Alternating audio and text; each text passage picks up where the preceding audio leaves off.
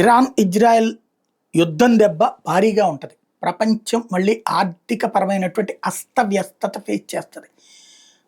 ధరలు పెరుగుతాయి. బంగారం ధరలే కాదు, ఆహారం ధరలు పెరుగుతాయి. ఎందుకు ఆయిల్ ధరలు పెరిగేటటువంటి అవకాశం ఉంటుంది. ఎందుకంటే ఇరాన్ ఆయిల్ ఉత్పత్తి కేంద్రం, ప్లస్ ఆ ఇరాన్ రూటు ఆయిల్ ట్రాన్స్పోర్టేషన్ సంబంధించినటువంటి కీలకమైనటువంటి రూట్ కాబట్టి అక్కడ ఒక పెద్ద సమస్య వచ్చి పడుతుంది. నెంబర్ 1. నెంబర్ 2 వచ్చేటప్పటికి నిత్యావసర వస్తువుల సరఫరాకి వీటికి ఇబ్బంది రాకుండా చూసుకోవాల్సి ఉంది. అది ఎట్లా ఉంటుందో ఏంటో చూడాలి.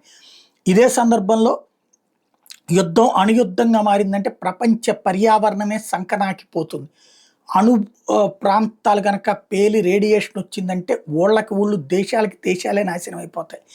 కాబట్టి మరి ఇది ప్రాథమిక దశలో అణుబాంబులు చేశామని చెప్పినటువంటి ఇరాన్ దగ్గర అణుబాంబులు ఏం ఉన్నట్టు కనిపించట్లేదు. అది ఉండుంటే కనుక ఇజ్రాయెల్ చేసిన దాడికి ఈపాటికి రేడియేషన్తో దేశాలే నాశనం అయిపోయేటటువంటి పరిస్థితి ఉంటుంది.